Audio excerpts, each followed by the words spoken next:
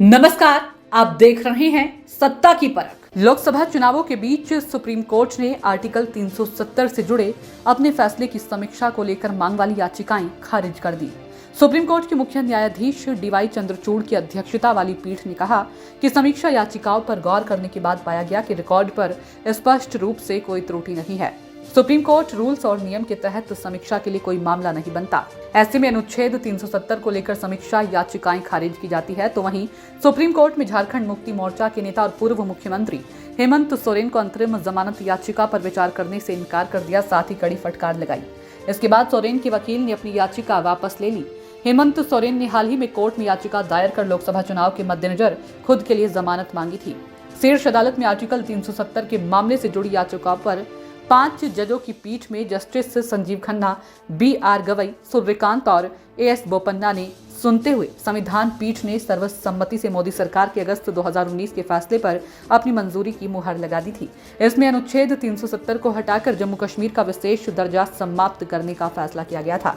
Supreme court ने कहा कि राष्ट्रपति के पास ये घोषणा करने या अधिसूचना जारी करने की शक्ति है कि जम्मू कश्मीर की विधानसभा के भंग होने के बाद भी अनुच्छेद 370 का अस्तित्व समाप्त हो जाएगा। इसमें कहा गया है कि ऐतिहासिक संदर्भ को देखते हुए अनुच्छेद 370 एक अस्थायी प्रावधान था।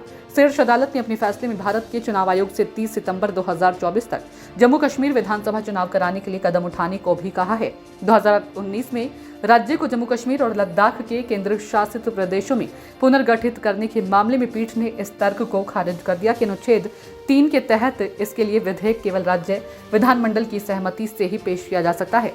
पीठ ने कहा कि उसने पिछले मामले में कहा था कि राज्य विधानमंडल की एक ऐसी सिफारिश केवल अनुशासनात्मक और संसद पर बाध्यकारी है। उधर शीर्ष अदालत ने हेमंत सोरेन की याचिका पर विचार करने से इनकार कर दिया, साथ ही सच को दबाने के लिए जमकर फटकार लगाई। कोर्ट ने सोरेन की तरफ से पेश हुए वकील कपिल सिब्बल से कहा कि आपका आचरण काफी कुछ कहता है। हमें उम्मीद थी कि आपके मुवक्किल स्पष्टता के साथ आएंगे, लेकिन अपने महत्वपूर्ण तथ्यों को छिपाया। याचिका के गुण दोष पर विचार किए बगैर गिरफ्तारी के खिलाफ उनकी याचिका खारिज करेंगे। यदि अदालत मेरिट पर गौर करेगी तो पूर्व मुख्यमंत्री के लिए ही नुकसानदेह होगा। तथ्यों को छिपाने पर सुप्रीम कोर्ट की ओर से नाराजगी जाहिर करने के बाद कपिल सिब्बल ने हेमंत सोरेन की ओर से दायर गिरफ्तारी को चुनौती देने वाली याचिका वापस ले ली। सिब्बल ने यह कहकर सोरेन का बचाव किया कि वह हिरासत में है और अदालतों में दायर की जा रही याचिकाओं की उन्हें जानकारी नहीं है। इससे एक दिन पहले 21 मई को हुई सुनवाई के दौरान सुप्रीम कोर्ट ने जमीन घोटाले से जुड़े मनी लॉन्ड्रिंग केस में आरोपी सोरेन की अंतरिम जमानत की अर्जी पर सुनवाई के दौरान सवाल किया था कि अगर ट्रायल कोर्ट के मामले में संज्ञान लेकर जमानत को खारिज कर दिया तो क्या गिरफ्तारी की वैधता का परीक्षण हो सकता है। कोर्ट ने हेमंत सोरेन के वकील से पूछा था कि नियमित जमानत की अर्जी खारिज होने के बाद लोकसभा चुनाव में प्रचार के लिए उन्हें कैसे अंतरिम जमानत दी जा सकती है। शीर्ष अदालत के रुख से स्पष्ट है कि हेमंत सोरेन को 4 जून तक कोई राहत मिलने वाली नहीं है। चुनाव के दौरान उन्हें जेल के प्रवास पर ही रहना होगा।